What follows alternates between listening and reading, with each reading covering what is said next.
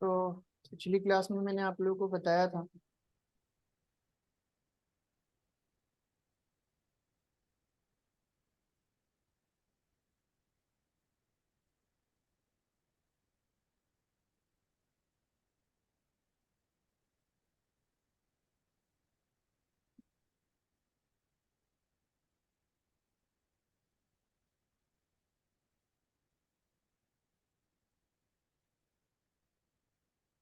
एक हमने 3 बाई 3 का एक एरे बनाया।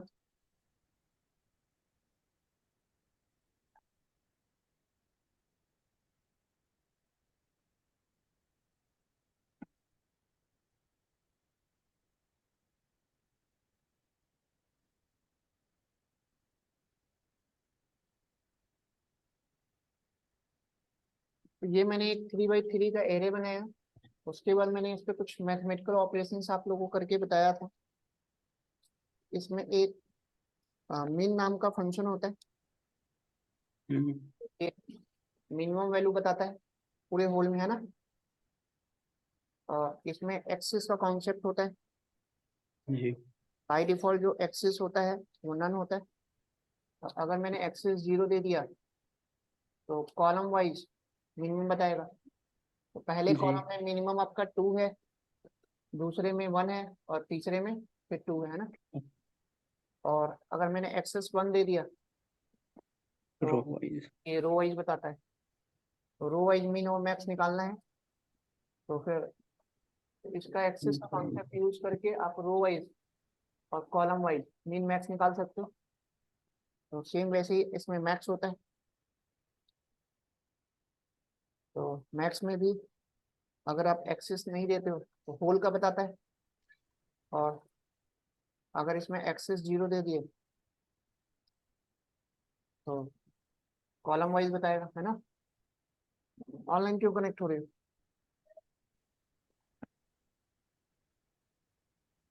हाँ तो हो तो रहा है, छोड़ो हटाओ, मैं करूँगा तब तो।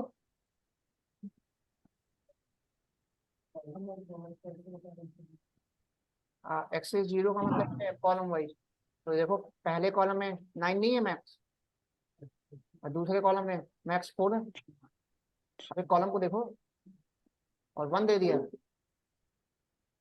तो रो वाइज, है ना।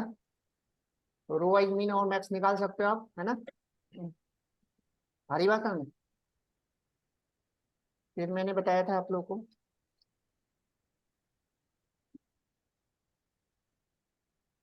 सम करना।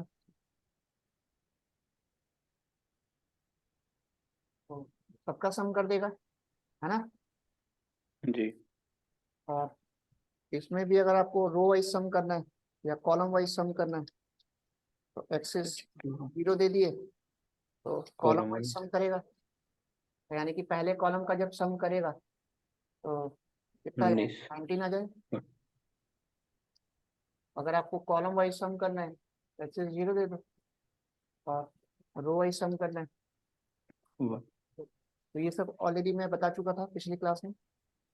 इसके बाद मैंने बताया था कि इसमें SQRT नाम का फंक्शन होता है। तो ये हर नंबर का स्क्वायर रूट निकालता स्क्वायर। है ना। इतना बता दिया था ना।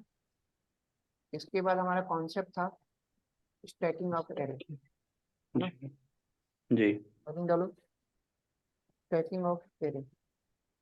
और स्टैकिंग ऑफ एरे का मतलब लिख लेना, merging of two array. Merging of two array. तो दो सिमिलर डायमेंशन का हम अलग अलग एरे बनाएंगे, और दोनों एरे को हमें क्या करना है, मर्ज करना है। अब मर्ज हम दो तरह से कर सकते हैं, एक हॉरिजॉन्टली कर सकते हैं और एक वर्टिकली कर सकते हैं, है ना। तो मैंने क्या किया, एक एरे बनाया। तो इसमें मैंने ए रेंज,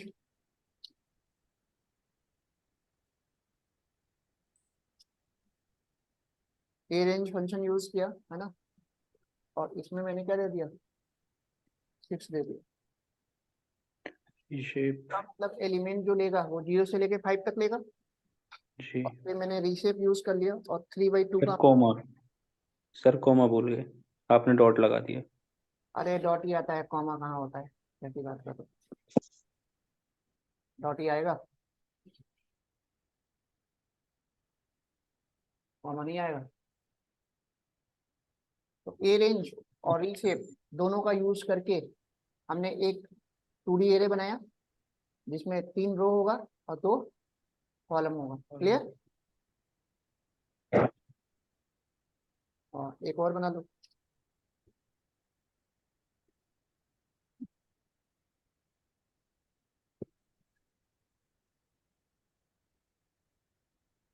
सिक्स कॉमा 12 दे दिया, डॉट रीशेप यूज कर लिया, 2/2। 3/2। इस तरह से हमने सिमिलर डायमेंशन का 2 एरे बना लिया। यहाँ तक तो कोई कंफ्यूजन नहीं।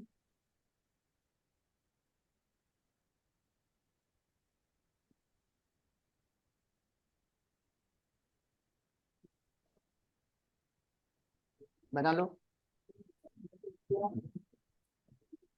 हमने यहाँ पे 3/2 का 2 एरे बनाया ना।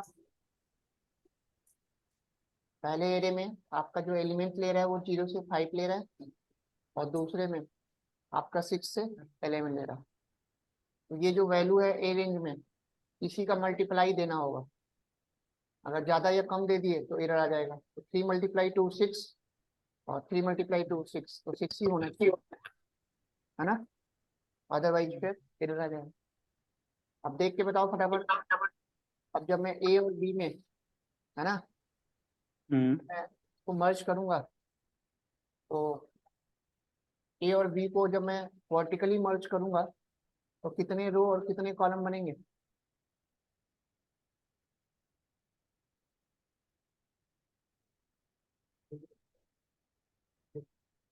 6 4। अरे 6 रो बनेगा और 2 कॉलम बनेगा, 3 × 6। अरे वर्टिकली मर्ज करोगे तो 6 रो और 2 कॉलम ही तो बनेंगे। अरे इसको मर्ज करना चाह रहे हो और इसको मर्ज करोगे तो 6 रो बनेगा, 2 कॉलम तो 2 ही रहेगा, ज्यादा थोड़ा हो जाएगा। वो चीज हम नहीं कर रहे हैं, हम यहाँ पे मर्ज कर रहे हैं वर्टिकली। और हॉरिजॉन्टली मर्ज करेंगे तो कितना होगा, कितने रो कितने कॉलम? 3 रो 4 कॉलम। तो कंफ्यूजन कहाँ है? तो सीधे सीधे दिख रहा है, 3 रो 4 कॉलम। तो अगर आपके पास सिमिलर डायमेंशन के 2 एरे हैं और इनको वर्टिकली मर्ज करना है तो आपको कुछ नहीं करना। np डॉट भी स्टैक नाम का एक मेथड होता है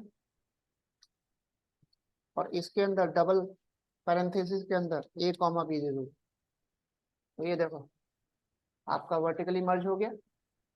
अब आप चाहो तो इसको एक अनदर वेरिएबल में स्टोर करके अलग वे में यूज कर सकते हो। ये नया एरे बन गया, है ना? तो ए और बी दोनों को मर्ज करके इसने एक नया एरे बना दिया जिसमें आपके 6 रो होंगे और 2 कॉलम होगा। और अगर आपको हॉरिजॉन्टली मर्ज करना है तो एच स्टैक, नाम भी उसी नाम से बनाया है कि आपको दिक्कत ना हो। आ रही बात समझ में? और यहाँ पे ए कॉमा बी कर दिया। इस तरह से आप जो है पी स्टैक और एच स्टैक यूज करके हॉरिजॉन्टली और वर्टिकली मर्ज कर सकते हो। इतना समझ में आया सबको? अब हेडिंग डालो, splitting of array. 1 minute sir.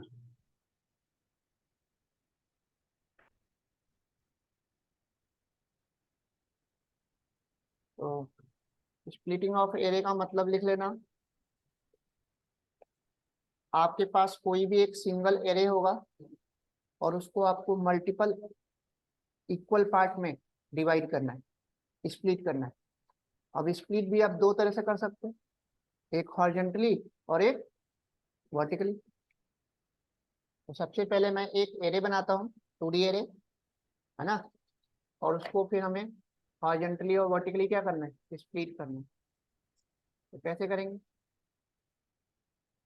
सबसे पहले मैंने क्या किया, एक एरे बनाया np dot A range use करके। इसमें एलिमेंट मैंने 30 दे दिया। तो एलिमेंट 30 देने का मतलब क्या हुआ, एलिमेंट कहाँ से कहाँ तक लेगा, 0 से लेके 20 तक। 29। और रीशेप में मैंने 2,15 कर दिया। तो 2,15 का मतलब क्या हुआ, 2 रो होगा और 15 कॉलम होगा। कॉलम। तो ये बना लो फटाफट। इसमें बेसिकली आपका 2 रो होगा और 15 कॉलम होगा, है ना।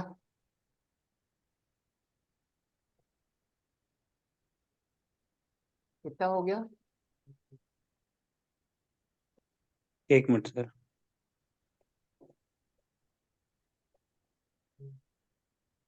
अब मैं क्या करूंगा,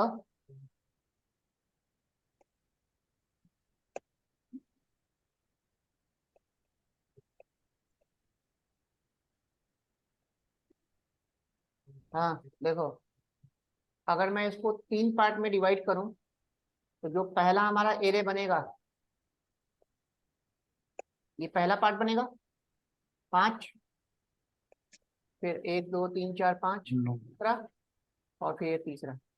इक्वल डिवीजन होना चाहिए। तो अगर मैं 5 में डिवाइड करूंगा, है ना, 3 पार्ट में, तो 5 5 का बनेगा। तो या तो मैं इसको 3 पार्ट में डिवाइड कर सकता हूँ ऐसे, या 5 पार्ट में डिवाइड कर सकता हूँ। 4 पार्ट में नहीं कर सकता, क्योंकि 4 पार्ट में करने के लिए 16 एलिमेंट चाहिए, 16 कॉलम होना चाहिए ना। तो जैसे ही मैं 4 में करूंगा एरर शो कर देगा। 3 में और 5 में तो कर सकता हूँ, है ना। और कोई ऑप्शन है 3 में और 5 में, और तो कोई डिवाइड नहीं कर सकते ना।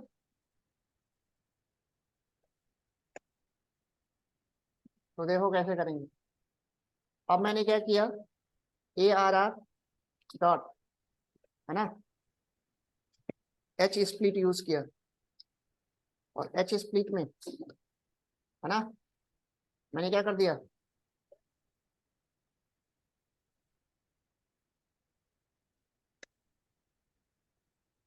NP dot, NP dot H split A R R, और ये 3 कर दो। तो ये देखो 3 इक्वल पार्ट में इसने डिवाइड कर दिया। पहले वाले रो का 5 एलिमेंट और दूसरे वाले रो का 5 एलिमेंट, सिंगल, 3 अलग अलग एरे बन गया ना। ये सबको क्लियर हुआ।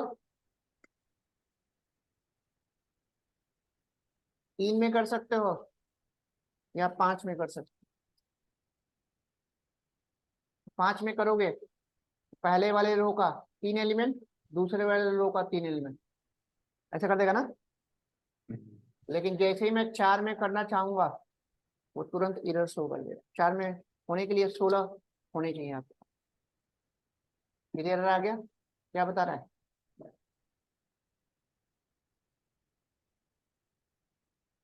नीचे दे रहा है सीधे सीधे, क्या मैसेज दे रहा है, इक्वल डिवीजन होना चाहिए, वो है ही नहीं।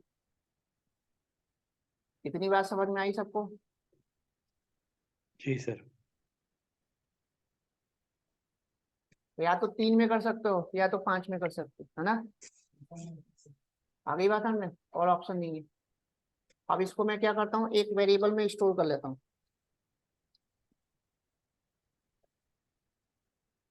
अब अगर मैं रिजल्ट वेरिएबल को डिस्प्ले करूंगा तो वो 3 आ जाएगा।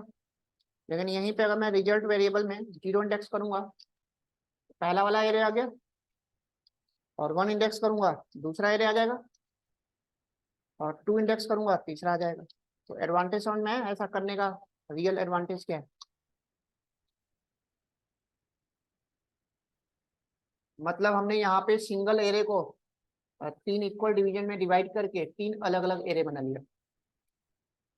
पहले 2 बाई 2 रो 15 कॉलम था। अब आपका रो तो 2 ही है, लेकिन कॉलम कितने हो गए, 5 5। तो इस तरह से आप सिंगल एरे को इक्वल डिवीजन में डिवाइड करके ऐसे डिवाइड कर सकते। तो स्टैकिंग और स्प्लिटिंग समझ में आ रहा है कैसे कैसे काम कर रहा है। हो गया यहाँ तक।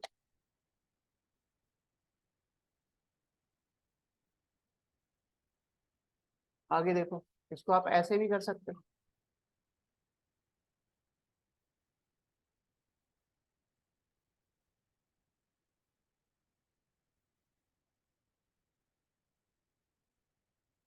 तो मान लो मेरे पास ये एरे था, है ना। अब मैं क्या कर रहा हूँ, np डॉट भी स्प्लिट यूज करूंगा। भी का मतलब वर्टिकल, और इसमें ए आ रहा है, और इसमें बस टू ही मैं कर सकता हूँ, और कोई ऑप्शन नहीं है। तो फर्स्ट वाला जो रो है सिंगल बन जाएगा, और सेकंड वाला दो ही कर सकते हैं, और कोई ऑप्शन तो है नहीं। अलग अलग बन गया ना। हर रो को अब मेरे को अलग अलग एरे बनाना है, तो भी स्प्लिट कर दिया। अब इसमें टू के अलावा तो कुछ दे ही नहीं सकते ना, दो ही रो है, तो दो ही तो आप अलग अलग एरे बनाओगे। जितने रो होंगे उतने पार्ट में डिवाइड कर सकते हैं। तो भी स्प्लिट और एच स्प्लिट क्लियर हो गया सबको, कैसे काम कर।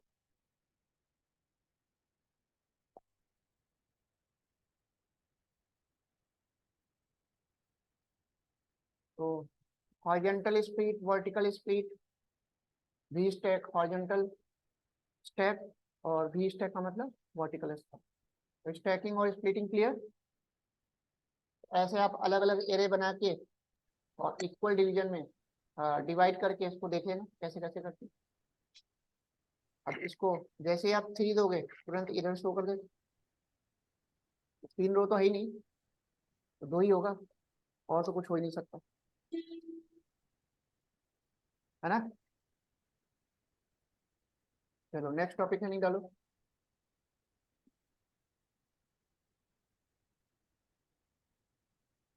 अब आता है इंडेक्सिंग विथ बुलियन एरे।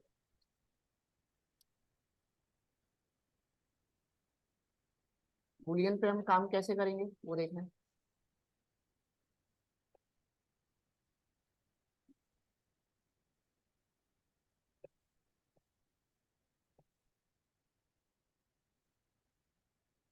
तो मैंने एक एरे बनाया,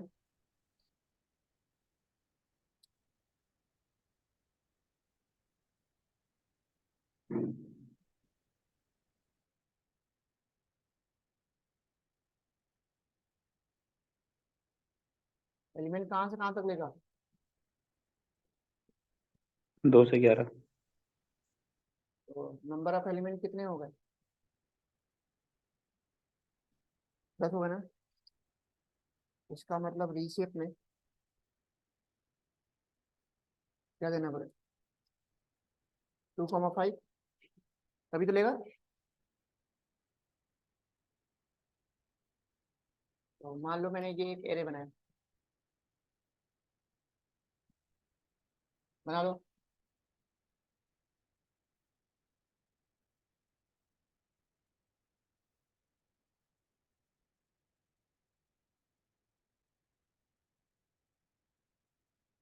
तो मान लो ये आपके पास एक एरे है 2x5 का, दो रो है और 5 कॉलम है ना।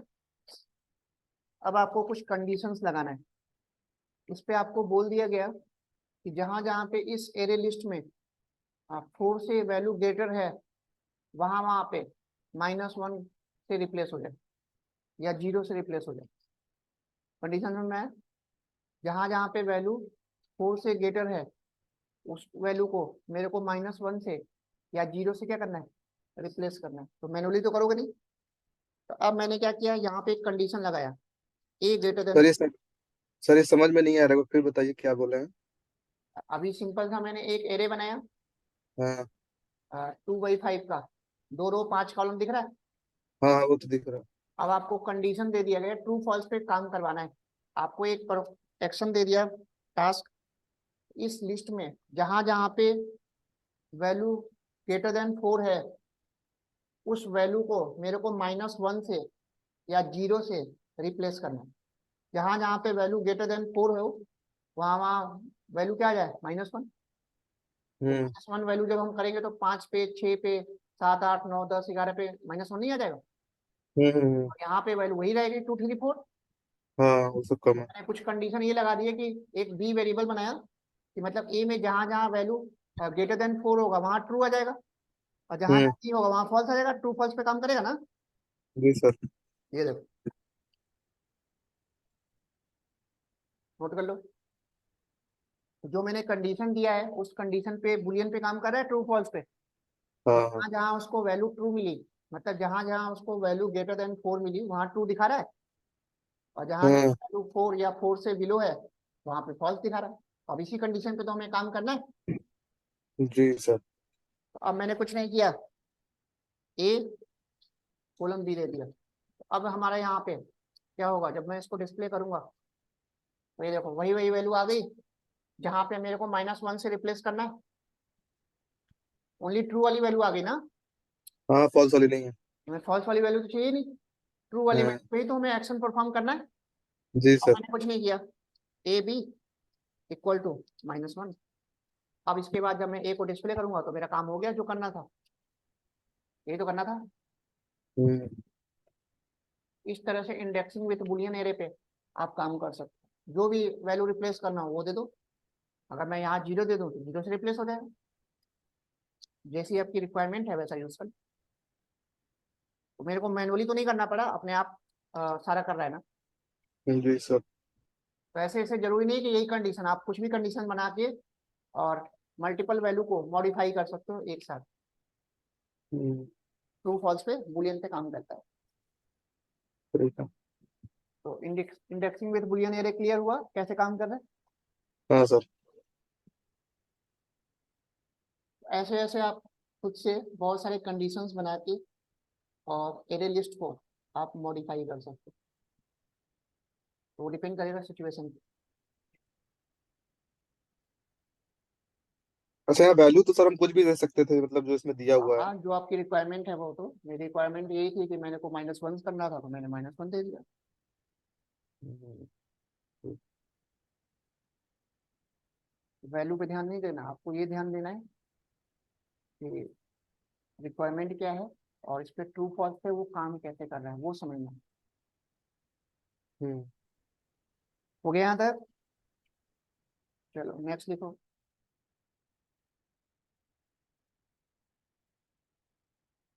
अब मैंने क्या किया, सिमिलर डायमेंशन का 2 एरे बनाया है ना।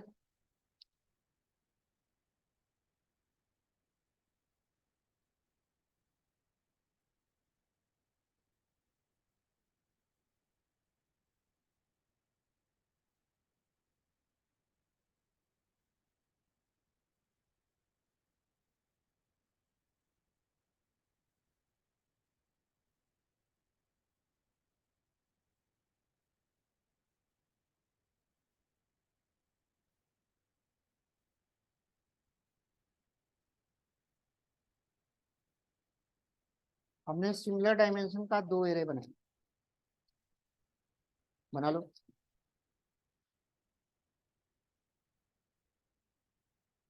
3/2 का है ना।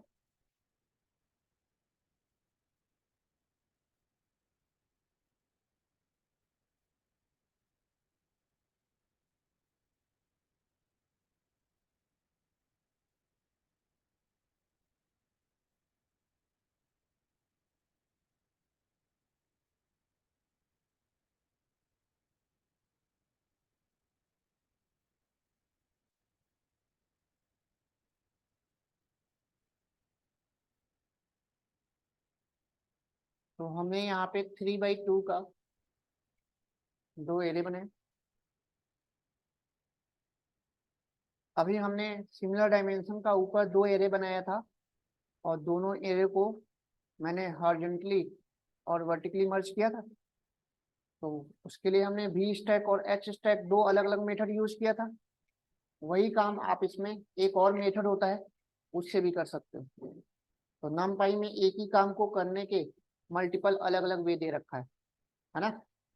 तो यही काम, अगर मेरे को इसको वर्टिकली मर्ज करना है या हॉरिजॉन्टली मर्ज करना है, अब देख के फटाफट बताओ। वर्टिकली अगर मैं मर्ज करूंगा तो कितने रो कितने कॉलम बनेंगे, 2 कॉलम ना। और हॉरिजॉन्टली,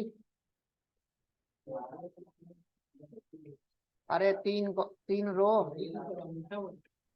रो पहले बोलते हैं हमेशा, याद रखो। Sir 3 rows 4 columns। है।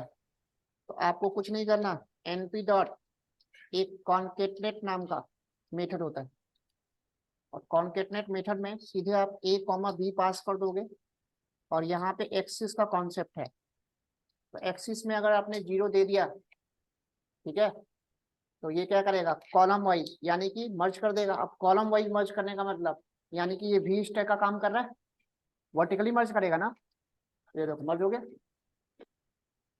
तो जो काम हमने अभी वी स्टैक से किया था वो काम हमने कॉन्केटनेट से कर दिया। तो आपसे इंटरव्यू में क्वेश्चन पूछा जा सकता है कि वी स्टैक, एस स्टैक और कॉन्केटनेट में डिफरेंस क्या है। तो आपको यही बताना है कि वहां पे हमें दो अलग अलग मेथड यूज करना पड़ा था, और यहाँ पे एक ही मेथड से मैं दोनों काम कर सकता हूँ। बस एक्सिस का कॉन्सेप्ट है। तो अगर मैंने एक्सिस में 1 दे दिया, तो ये रो वाइज एच स्टैक का काम करेगा।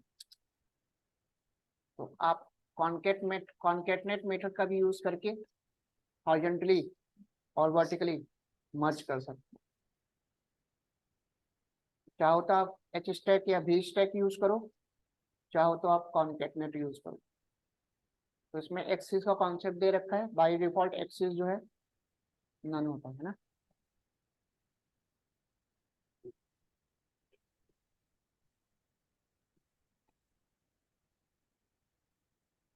तो हमने कुछ नहीं किया, सिमिलर डायमेंशन का दो एरे बनाया 3x2 का, और दोनों को वर्टिकली और हॉरिजॉन्टली क्या किया, मर्ज कर दिया, है ना। चीजें क्लियर हो गई कैसे कैसे करना है। जी सर। चलो और देखो।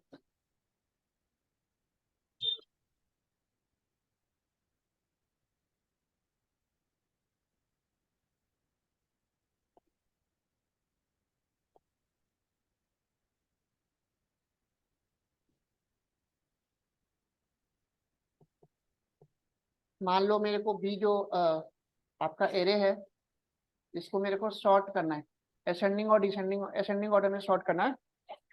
अब सॉर्ट हम दो तरह से कर सकते हैं, कैसे करेंगे देखो। तो बी डॉट मैंने सॉर्ट यूज किया, और इसमें भी एक्सिस का कॉन्सेप्ट होता है ना। एक्सिस बाय डिफॉल्ट -1 दे रखा है ना इसमें। तो अब देखो अगर आपने एक्सिस 0 दे दिया, है ना, अब इसको बी को डिस्प्ले कर दो, तो ये देखो शॉर्ट हो गया।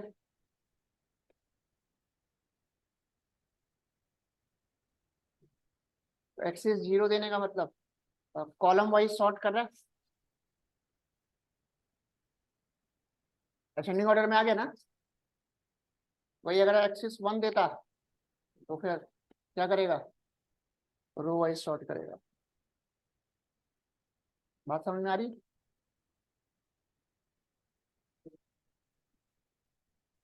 तो बी डॉट सॉर्ट अगर किया, 0 देने पे सर कॉलम वाइज सॉर्ट करेगा ना सर। कॉलम ही वाइज तो कर रहा है। ये देखो कॉलम में पहले 8 था, 1 था, 7 था, तो 1 ऊपर चला गया, कॉलम ही वाइज तो कर रहा है। Yes sir, yes sir. 1 7 8 ठीक। अब ये रो वाइज कर रहा है, तो लिख लो एक्सिस 0 देने का मतलब कॉलम वाइज सॉर्ट कर रहा है, और एक्सिस 1 देने का मतलब रो वाइज कर रहा है। बात समझ में आ गई।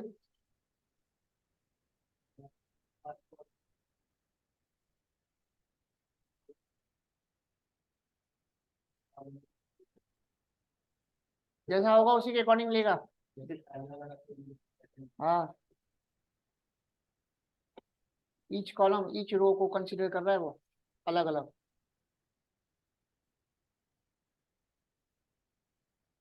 तो इस तरह से आप सॉर्ट कर सकते हो। तो यहाँ पे देखो पैरामीटर में दिया हुआ है, बाय डिफॉल्ट इसमें -1 दिया हुआ है। तो इसमें जब आप देखोगे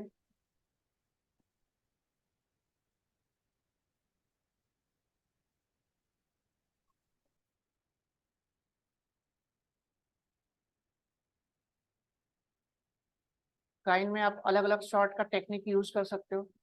बाय डिफॉल्ट वैसे क्विक सॉर्ट यूज करता है। तो अगर आप लोगों ने सी में डेटा स्ट्रक्चर पढ़ा होगा तो सॉर्टिंग के अलग अलग टेक्निक होते थे, quick sort, merge sort, heap sort, है ना। तो बाय डिफॉल्ट वैसे इसमें क्विक लेता है। तो क्विक सॉर्ट सबसे फास्ट काम करता है, तो इसलिए हमें देने की जरूरत नहीं होती, है ना।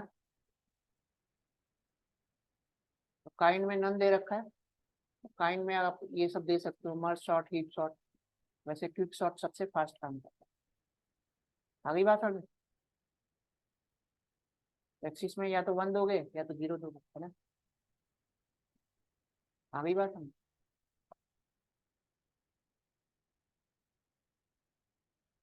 और बाय डिफॉल्ट अगर नहीं दिया आपने, एक्सेस में क्या ले लेगा, -1 ले लेगा। -1 लेने का मतलब वो कुछ भी नहीं करेगा, जो जैसा है वैसे ही रहेगा।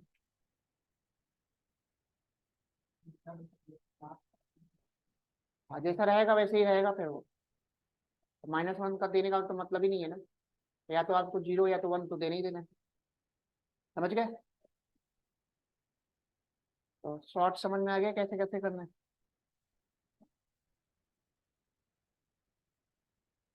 चलो और देखो आगे।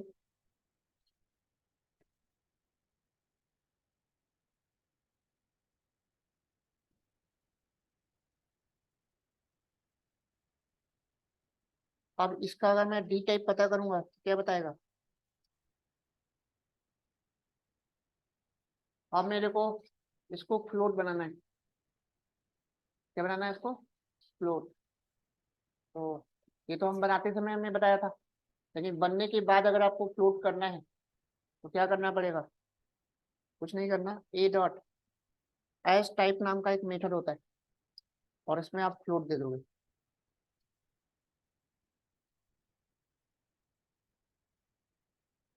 तो जैसे आपने फ्लोट दे दिया तो सारे एलिमेंट को फ्लोट बना दिया। आगे बात है। तो एस टाइप मेथड का यूज करके इसका डेटा टाइप आप चेंज कर सकते हैं। और अभी ये टेम्पोररी कर रहा है, जब तक आप उसी वेरिएबल में इसको स्टोर नहीं करोगे तब तक ये परमानेंट नहीं करेगा।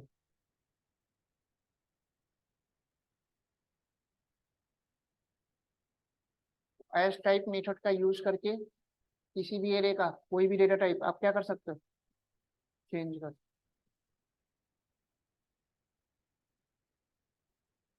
तो अगर आपने इसको एक वेरिएबल में स्टोर कर लिया, अब इसका अगर आप डी टाइप पता करोगे तो फ्लोट बताएगा।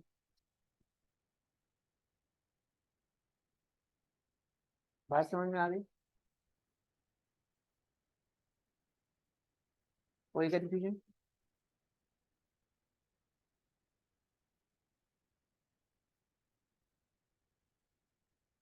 कितना क्लियर हो गया।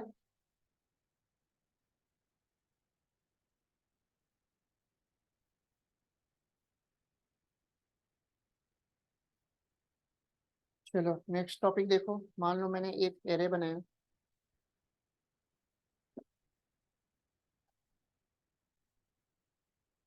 3 बाई 3 का मैंने एक मैट्रिक्स बनाया, ठीक है।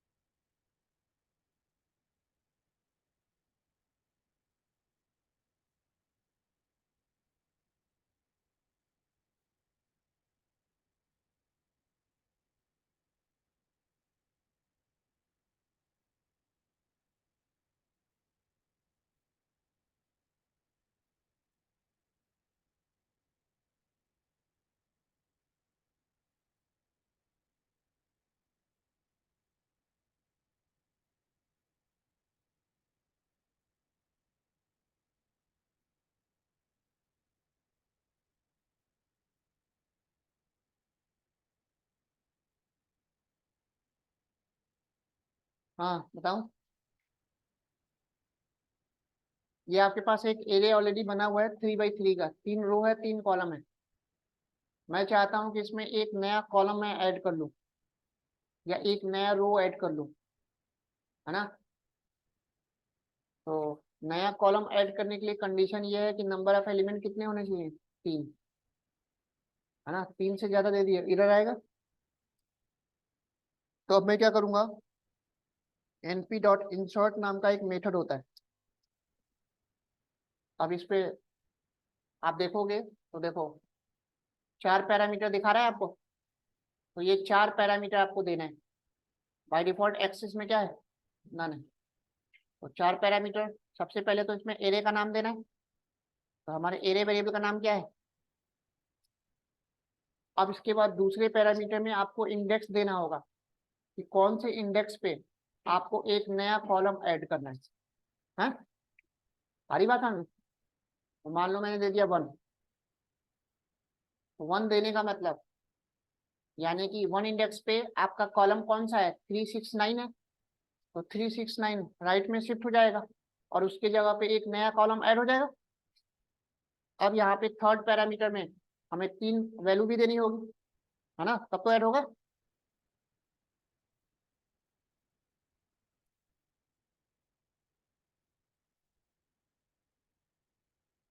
और उसके बाद चौथे पैरामीटर में आपको एक्सेस 1 देना है।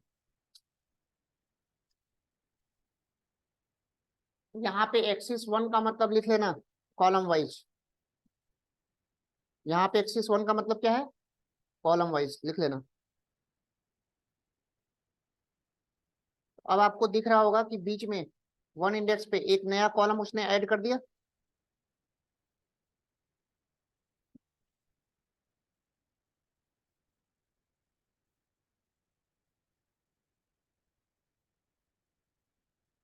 इस तरह से आप कहीं पे भी एक नया कॉलम ऐड कर सकते हो। अगर आपने यहाँ पे 0 दे दिया तो स्टार्टिंग में ऐड हो जाएगा। हाँ, 3 दे दिया तो लास्ट में ऐड हो जाएगा।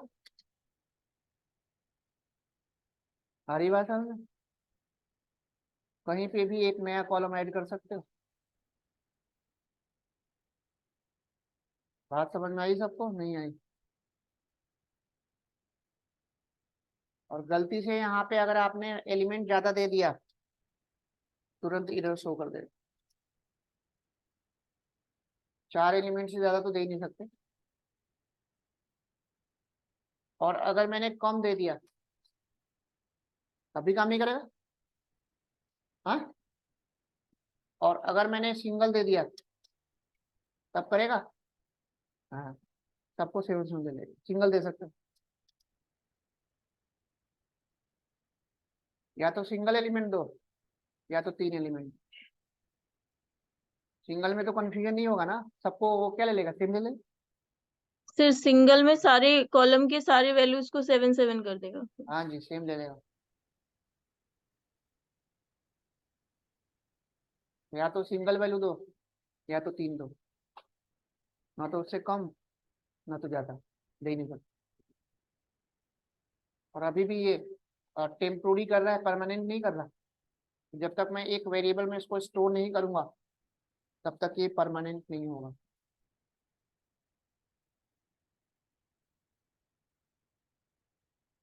इतना समझ में आ गया सबको। और ये जो इंसर्ट डिलीट मैं बता रहा हूँ बहुत इंपॉर्टेंट है, आगे एक्सेल में बहुत ज्यादा जरूरत पड़ेगी इसकी।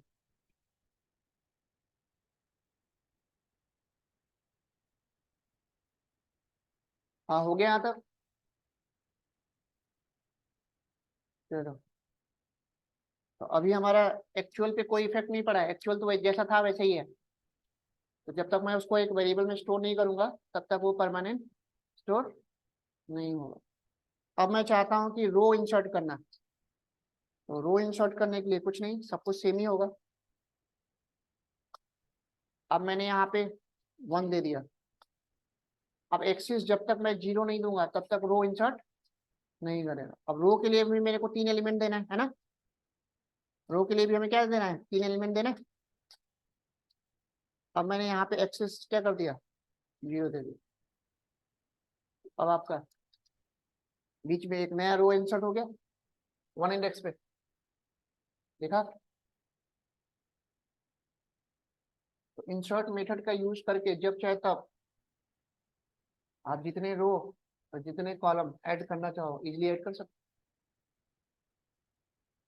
यहाँ पे भी हम ज्यादा नहीं दे सकते, सिंगल एलिमेंट दे सकते हैं, या तो सिंगल एलिमेंट दो या तो 3 दो, है ना।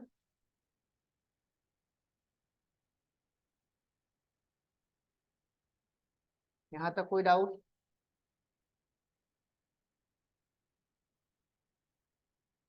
इंसर्ट का यूज समझ में आ गया?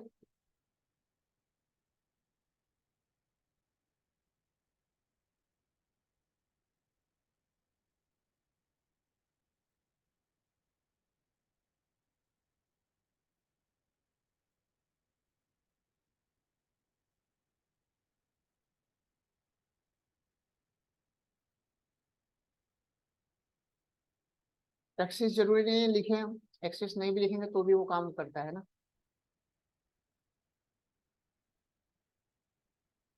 तो स्टार्टिंग में फर्स्ट इंडेक्स पे आपका 0 इंडेक्स पे नया रो ऐड हो गया।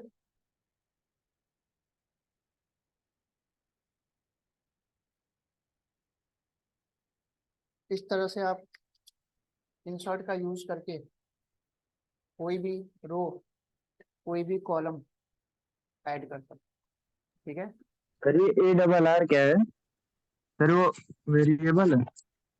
अरे ऊपर वेरिएबल नहीं बनाया अभी, हाँ। तेरे वेरिएबल ना बनाया अभी, ठीक है।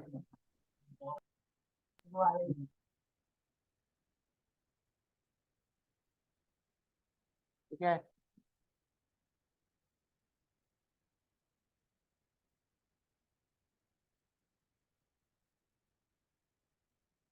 अब हेडिंग डालो, हाउ टू सर 0 इंडेक्स वाला एक बार बता दीजिए। स्टार्टिंग फर्स्ट वाले रो पे ऐड हो जाएगा, how to delete rows. Sir एक बार पीछे कर देंगे प्लीज।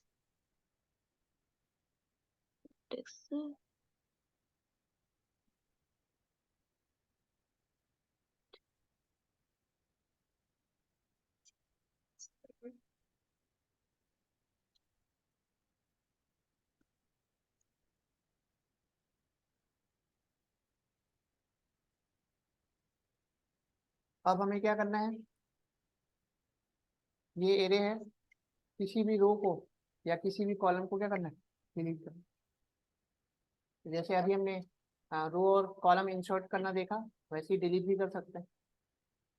तो डिलीट करने के लिए कुछ नहीं करना,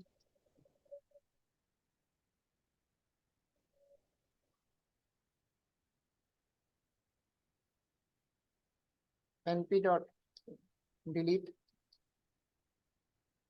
अब इसमें अगर देखो तो 3 पैरामीटर देने हैं, है ना। और इसमें भी एक्सेस क्या है, नन है। तो पहले पैरामीटर में एरे का वेरिएबल का नाम दे दिया, है ना। अब आपको इंडेक्स देना होगा, कौन से कॉलम को आपको डिलीट करना है, 1 दे दिया, तो इसका मतलब बीच वाला कॉलम डिलीट हो जाएगा। और एक्सिस में क्या दे देंगे, 1, है ना। तो ये देखो बीच वाला कॉलम डिलीट हो गया, तो एक्सिस 1 का मतलब कॉलम को डिलीट करेगा, और एक्सिस 0 दे दिया तो रो को डिलीट करेगा।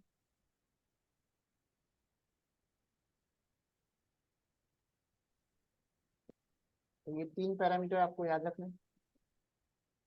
अब इसका भी एक्चुअल पे इफेक्ट नहीं पड़ा, जब तक उसको एक वेरिएबल में हम स्टोर नहीं करेंगे तब तक वो परमानेंट नहीं होगा। सर इसमें ऐसे कर सकते हैं, एक्सिस की जगह अगर सिर्फ 1 या 0 दे दें। हाँ हाँ, बात तो वही है, एक्सेस ठीक लिखो है। ना लिखो कोई दिक्कत नहीं, एक्सेस अगर हम लिखते हैं कंफ्यूजन हमें ना हो। तो अगर मैंने np डॉट डिलीट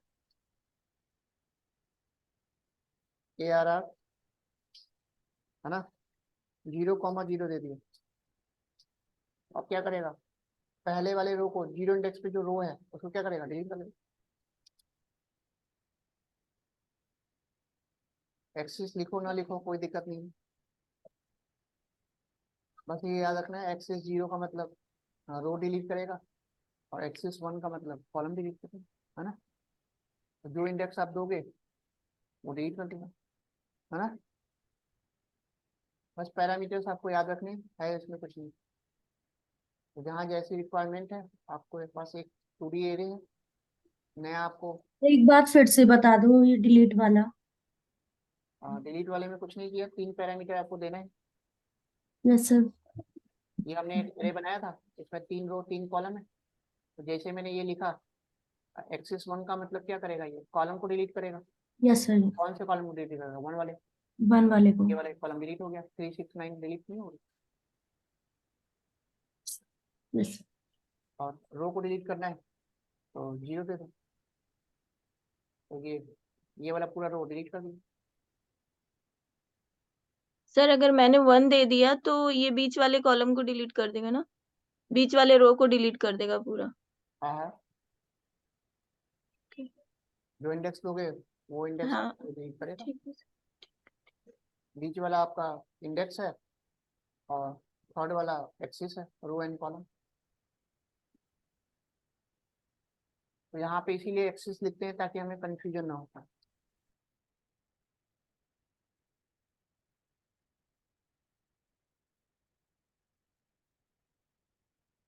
ठीक है, इसलिए कंफ्यूजन है तो यहाँ पे शिफ्ट टैब दबाओ और उसके पैरामीटर्स देख लो, तो सारा आपको पता चल जाएगा क्या देना है।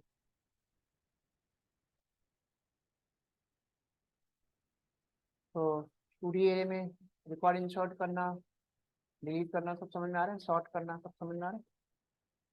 तो यही सब मेथड हम आगे यूज करेंगे, इनकी प्रैक्टिस आपको करनी है। यहाँ तक होगी, कोई डाउट? चलो आगे देखो। अब आता है इसमें ट्रांसपोज ऑफ नंपाई है। ट्रांसपोज का मतलब आप लोग को पता ही, तो इंटरचेंज रो इनटू कॉलम, मतलब रो को कॉलम बनाना, कॉलम को रो बनाना, है ना। है, तो मान लो मैंने एक एरे बनाया,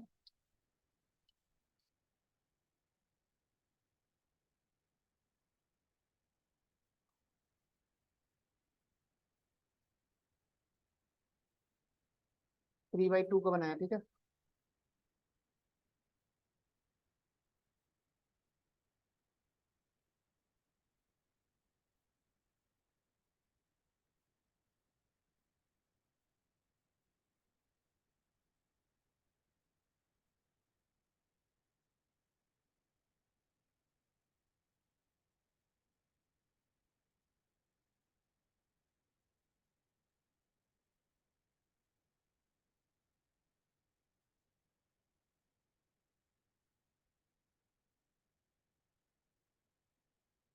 ये मैंने एक 3 बाई 2 का एक एरे बनाया, 3 रो है 2 कॉलम है।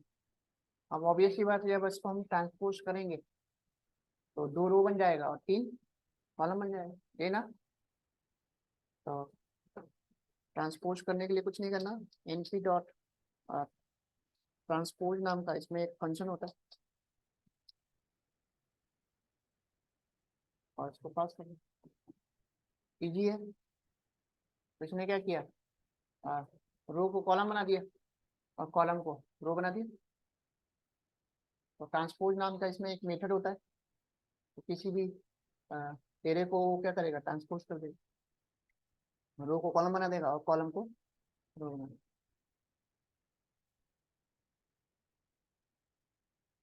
कोई कंफ्यूजन?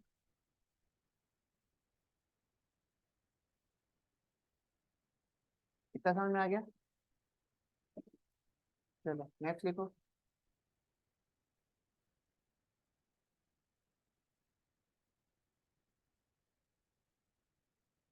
रैंडम नंबर्स और नंबर।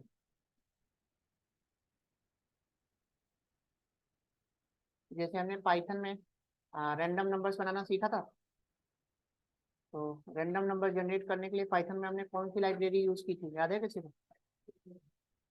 हाँ, रैंडम। तो रैंडम लाइब्रेरी मैंने बताई थी, और रैंडम लाइब्रेरी में दो मेथड बताया था, कौन कौन सा? एक रैंडम है, एक रैंडम, वही यूज करेंगे।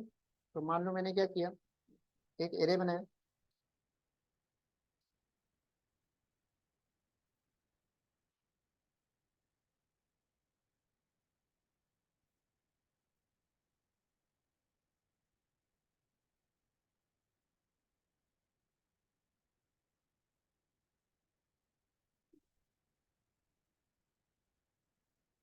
कहाँ से कहाँ तक एलिमेंट लेगा,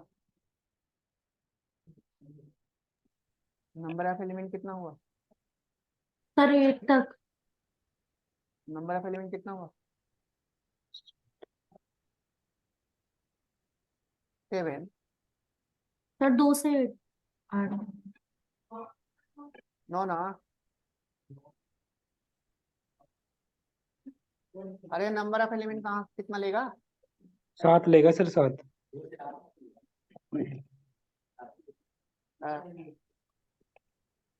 चलो 9 ले लेते हैं, अब 9 ले लेगा। मेरे को 3 by 3 का एक मैट्रिक्स बनाना है,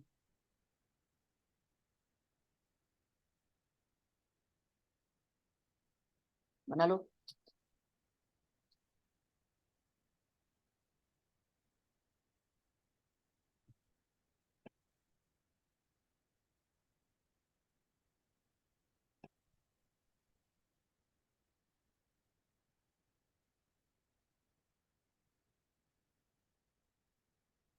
अब मैं रैंडम नंबर जनरेट कैसे करूंगा, np डॉट रैंडिंट नाम का इसमें एक फंक्शन होता है, ठीक है।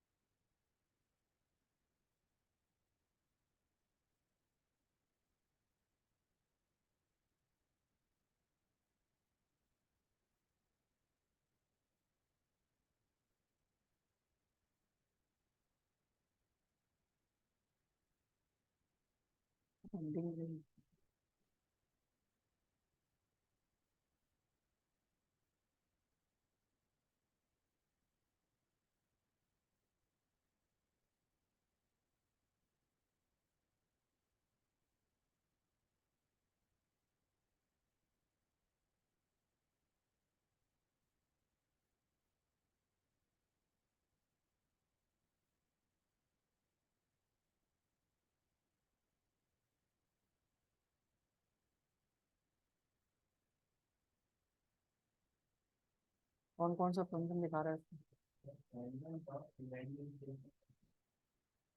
रैंडम डॉट लेगा वो, रैंडम लाइब्रेरी के अंदर है। हाँ, तो पाइथन में भी ऐसे ही बताया था, रैंडम डॉट रैंडिंग बताया था, याद आ रहा है आप लोगों को? इसमें भी दो आपको मिलेंगे, एक रैंड मिलेगा, एक रैंडिंग मिलेगा, ठीक है। np डॉट रैंडम डॉट रैंडिंग लिखना है ना, और इसमें आपको पैरामीटर दिख रहा है, लो है, हाई है, साइज है ना।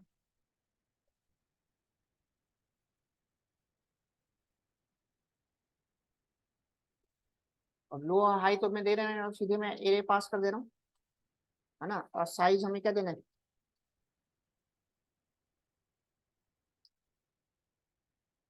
3 by 3, कुछ ऐसे लिख लो। अब हर बार रन करोगे ना, तो हर बार ये डिफरेंट लेगा ना। ये देखो 3 by 3 का बना रहा है, 3 रो 3 कॉलम बनाएगा, है ना। और हर बार अलग अलग ले रहा है, ये देखो जितनी बार रन करोगे हर बार अलग अलग वैल्यू लेगा। ये समझ में आया रैंडम नंबर कैसे जनरेट करते हैं?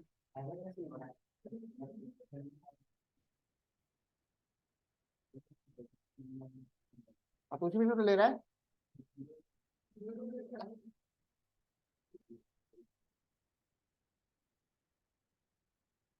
यहाँ पे अगर लो और हाई देना है तो दे दो, लो वैल्यू दे दो, हाई वैल्यू दे दो, अपने अकॉर्डिंग अगर देना है तो।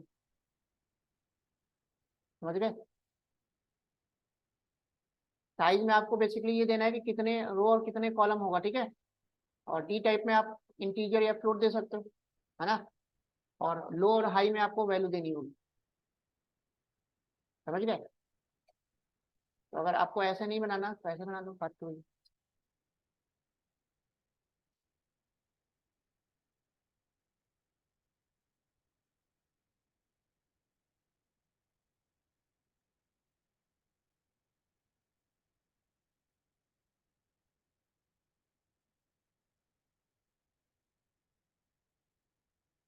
बस आपको पैरामीटर्स याद रखने हैं।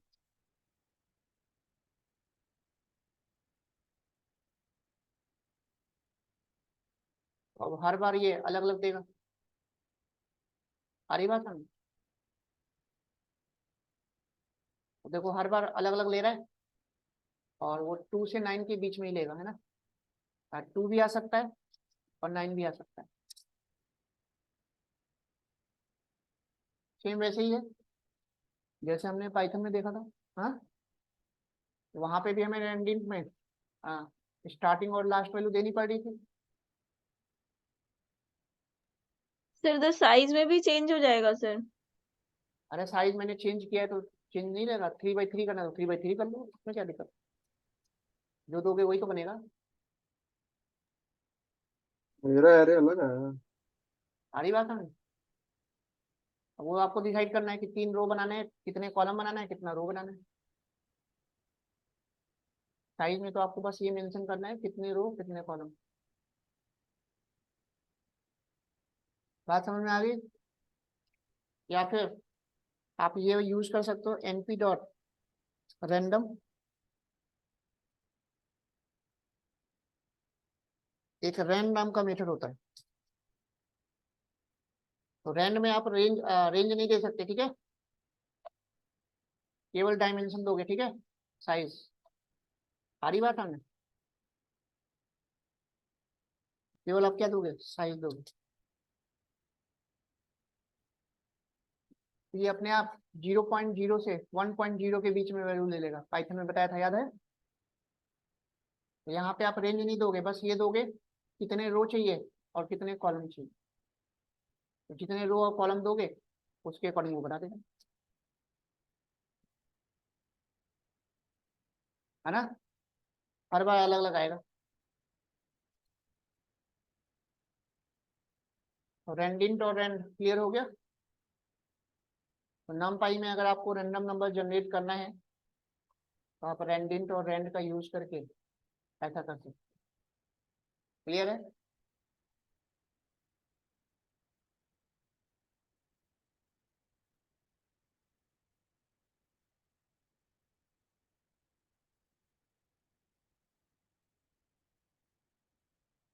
तो यहाँ तक चीजें क्लियर हो गई सबको, कैसे कैसे करना है करके देख लोगे ना अब तो।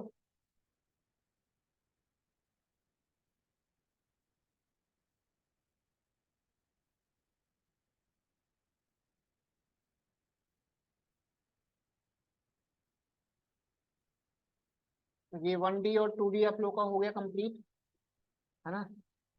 अब कल मैं 3 डायमेंशनल एरे बताऊंगा, फिर उसके बाद नमपाई में एडवांस ऑप्शंस पढ़ेंगे। ये तो बेसिक चलो। सर सर 9 तारीख की रिकॉर्डिंग नहीं है, 9 तारीख की? 9 तारीख क्लास हुई थी। हाँ हाँ सर, 9 तारीख को कोई क्लास नहीं हुई थी? नहीं हुई थी। क्लास हुई थी सर, रिकॉर्डिंग आपने भेजा था। अरे क्लास नहीं हुई थी, कंपनी आई थी। अच्छा। तो 15 मिनट क्लास ली थी, उसके बाद मैंने बंद कर दिया। ओके।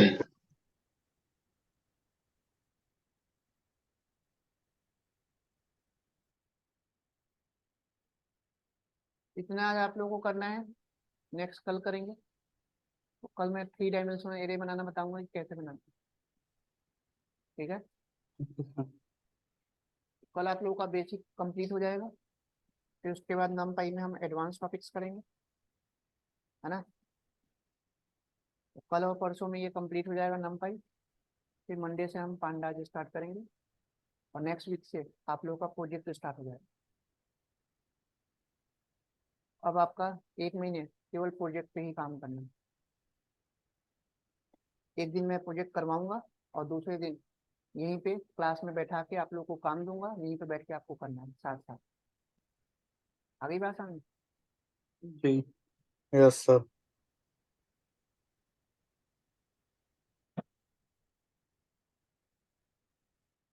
तो डेटा साइंस में बस आप लोग को प्रोजेक्ट पे ही काम करना है, थ्योरेटिकल कॉन्सेप्ट कुछ नहीं है, सारा कुछ प्रैक्टिकल है। जितने अलग अलग डेटा सेट पे आप लोग अलग अलग एनालिसिस और विजुअलाइजेशन करोगे तभी आपको कॉन्सेप्ट मिलेंगे। हाँ, इतनी जल्दी कैसे खत्म हो जाएगा? अभी तो सर बहुत कितना टाइम लगेगा फिर भी? टाइम बता नहीं सकता मैं।